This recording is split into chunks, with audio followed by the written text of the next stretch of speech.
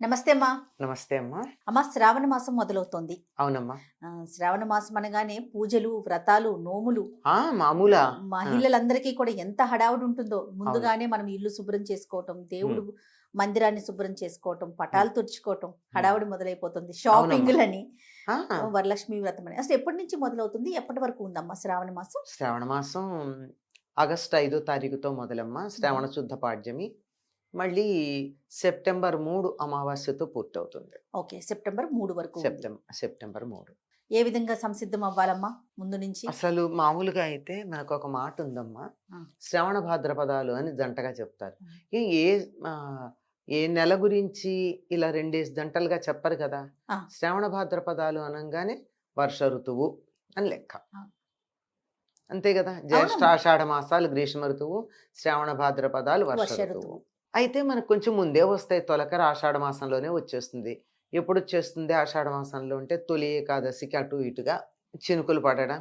తొలకరి అయితే వేసవి కాలంలోనే అప్పుడో చినుకు అప్పుడో చినుకు పడుతుంది కానీ వేసవి పులకరింపు తొలకరే తప్ప అవును. నిజంగా వానలు పడేది తొలి ఏకాదశి తర్వాత నుంచి వానలు మొదలవుతూ ఉంటాయి. అవును. ఇంకా శ్రావణ భాద్రపదాలు వస్తాయి. ఎందుకు శ్రావణ భాద్రపదాలను జంటగా వాటి గురించి చెప్తారంటే, వచ్చేటటువంటి ఆ 2 నెలలు విపరీతంగా వానలు ఉంటాయి గనక అందరూ జాగ్రత్తగా ఉండండి అని హెచ్చరిక. ఉమ్. వర్ష ఋతువు. ఇప్పుడైతే మనకి ఇబ్బంది లేదు గానీ, పూర్వకాలం అయితే వంట చెరకు దగ్గర నుంచి ఇబ్బంది కదమ్మా. అవునమ్మా. పొయ్యిలో కట్టెలు పెట్టి పొయ్యి వెలిగించుకోవాలి అంటే, వేసవి కాలంలోనే ఈ వర్షాకాలానికి కావలసినటువంటి కట్టెలన్నింటినీ చాలా తెచ్చుకోవాలి. జాగ్రత్తగా భద్రపరుచుకునేవారు. ఉమ్. ఒక మాట ఉంది, పొయ్యి కింద పొయ్యి మీద అని. ఉమ్. పొయ్యి మీద గిన్నె, గిన్నెలో బియ్యం ఉండాలి. పొయ్యి కింద వెలిగించటానికి కట్టెలుండొద్దు. కట్టెలుండాలి గదా. ఆ, కనుక దాన్ని భద్రం పరుచుకోవడంతో పాటుగా వేసవి కాలం అయిపోతూనే పూర్వం ఇప్పటి మాట కాదు. అమ్మా. ఇళ్ళు పాకలు గనుకున్నట్టయితే తాటాకులు మార్పించుకోవడం, గడ్డి పరిపించుకోవడం, పెంకులు ఎక్కడెక్కడన్నా వాన పడుతుందేమో వాటిని చూడడం, ఇలాంటివన్నీ చేసుకునేవారు. ఉహు. కానీ ఇప్పుడు మారిపోయింది. ఇప్పుడు అసలు ఇప్పుడు దాని అవసరం లేదు గానీ, ఆ, వర్షాకాలం వస్తోంది అంటే మన రోడ్ల మీద గుంటలు ఎక్కడున్నాయో జాగ్రత్తగా పుడిపించుకోవడం, ఎస్. మ్యాన్ హోల్స్ అన్ని కవర్ అయ్యాయో లేదో చూసుకోవడం. అవునవును. మనం కూడా వెళ్ళేటప్పుడు ఇంకా వానలు పడతాయి గనక మరి మున్సిపాలిటీ వాళ్ళు చేస్తారో లేదో తెలియదు కానీ మనం వెళ్ళే దారుల్లో గుంటలు ఎక్కడున్నాయో గుర్తుపెట్టుకోవాలి. అవునమ్మా. ఇంకా ఇప్పుడు మనకి విద్యుత్ తీగలు బాగా ఉంటున్నాయి గనక వాటికి అడ్డం వచ్చేటటువంటి కొమ్మలు కొట్టించుకోవడం, ఇట్లాంటి పనులన్నీ వేసవి కాలం వస్తున్నాయంటే ముందు జాగ్రత్త పడాలి కదా మనం కూడా. వర్షాకాలం వస్తుందంటే. పొరపాటమ్మా, ఆ, వర్షాకాలం. అవును. వర్షాకాలం వస్తోందంటే మనం కూడా జాగ్రత్త పడవలసినటువంటి అంశాలు. అమ్మా. అయితే అక్కడక్కడ చేస్తున్నారు, చెయ్యట్లేదు అనడానికి లేదు కానీ చెయ్యవలసినంతగా లేదేమో అని అనిపిస్తోంది. Yes, yes. ఎక్కడో ఇవన్నీ ఒక కూడా ఉమ్, అంటే సమాజానికి సంబంధించి, సమాజానికి బయటికి సంబంధించి. సంబంధించి. అంతేకాకుండా వర్ష ఋతువు వస్తోందంటే చెరువులు పూడిక తీయించి సిద్ధంగా ఉండేవారు నీళ్లు నిలవ ఉండడానికి. ఆ, ఇప్పుడు నీళ్లు వచ్చేటప్పుడు మట్టి కొట్టుకొస్తుంది. మట్టి కొట్టుకొస్తే పైన ఉన్నటువంటి నీళ్లు వాడేస్తారు. అడుగునున్నటువంటి నీళ్లలో మట్టి మిగిలిపోతుంది. అవును. అందుకే చెరువు లోతు తగ్గిపోతూ ఉంటుంది. కనుక మట్టి పూడిక తీయడం ఇట్లా ఒకటి కాదమ్మా. వర్ష ఋతువు వస్తోంది అంటే సిద్ధపడవలసినవి చాలా ఉన్నాయి. ఓకే. ఇవి బయట అటు పొలాలకు సంబంధించింది, ఇటు మన వీధులకు సంబంధించింది, పొయ్యి కిందకి సంబంధించింది, పొయ్యి ఉమ్. మీదకి సంబంధించింది అన్నీ చెప్పుకున్నాం కదా. ఇంకా అసలైంది ఏమిటి అంటే, ఇక్కడి నుంచి చాతుర్మాస్యం మొదలైపోయింది గనక యతులు వాళ్ళు పాటించే పద్ధతి వేరు, గృహస్థులు పాటించే పద్ధతి వేరు. గృహస్థులు ఇక నుంచి పూజాధికాలు ఎక్కువ చేసుకోవడానికి మొదలు పెడతారు. ఉహు. శ్రవణం అంటేనే వినికిడి అని అర్థం, వినడం. ఉమ్. ఉమ్. ఆ వినడం దేనికి? పూర్వం వినడం అంటే ఒక్క వేదంకే వినడాలు అని ఉండే. ఇప్పట్లాగా పుస్తకాలు లేవు కదా అప్పుడు. ఉహు. అంతా చదువంతా గురువులు నోటితో చెప్పడం, శిష్యులు చెవులతో విన్నేర్చుకోవడమే. ఆహా. ఆ, అందుకంతా మస్తకంలోనే ఉండేది. ఆ. తర్వాత హస్తంలోకి వచ్చింది. మరి పుస్తకంలోకి, ఆ, హస్తంలోకి, ఇప్పుడు వచ్చేసి బొటన్ వేల్లోకి వచ్చింది. కరెక్ట్ అమ్మా. అంతే కదా. ఆ. అలా ఉండేటటువంటి దానికి ఇంకెలాగో బయట తిరిగేది ఉండదు, తీర్థయాత్రలు ఉండవు, ప్రయాణాలు ఉండవు, ఉమ్. ఇంట్లోనే. ఇంట్లోనే ఎక్కువ ఉంటారు గనక ఆధ్యాత్మికమైనటువంటి సాధన చేసుకోవడానికి చాలా అనువైన కాలం. ఉహు. ఎక్కువ ఎండ ఉండదు గనక అలసట ఉండదు. ఉమ్, ప్రశాంతంగా ఉంటుంది. అవును. చల్లగా, హాయిగా, సుఖంగా ఉంటుంది.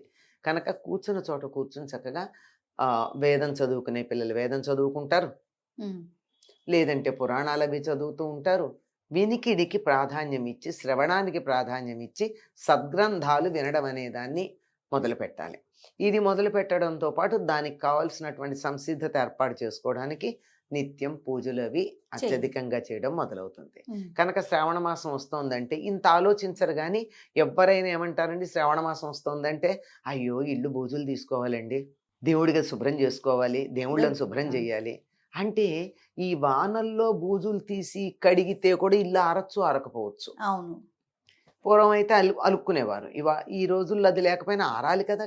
ఇల్లు కడుక్కుంటే. అవును. అలా చక్కగా ఆరిది అంతా శుభ్రంగా ఉండి ఏ బూజులవి ఇక పురుగులవి చిన్న చిన్న దోమలు మొదలైనవన్నీ వస్తాయి గనక సాలీళ్ళు బలుస్తాయి. ఉమ్, దాంతో బూజులొస్తాయి. కనుక అవేం లేకుండా సిద్ధంగా గనక ఉన్నట్టయితే ఇంకా సాలీళ్ళు వచ్చే పని లేదు, బూజులు కట్టే పని లేదు. వీలైనంత వరకు శుభ్రం చేసేసుకుని ముఖ్యంగా దేవుడి గది శుభ్రం చేస్తారు. ఆహా, ఇంకా అక్కడే కూర్చొని పూజలవి చేసుకోవడానికి ఎక్కువగా సమయాన్ని గడపడానికి. ఉమ్, ఎందుకంటే శ్రావణ మాసంలో దరిదాపుల్లో చాలా రోజులు ప్రత్యేక పూజలు చేసుకునే రోజులు. అవునమ్మా.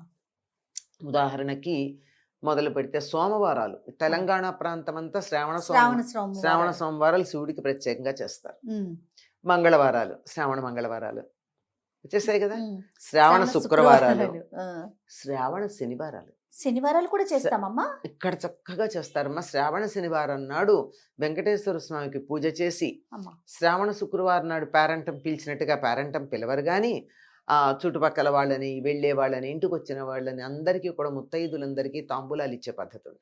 ఓకే.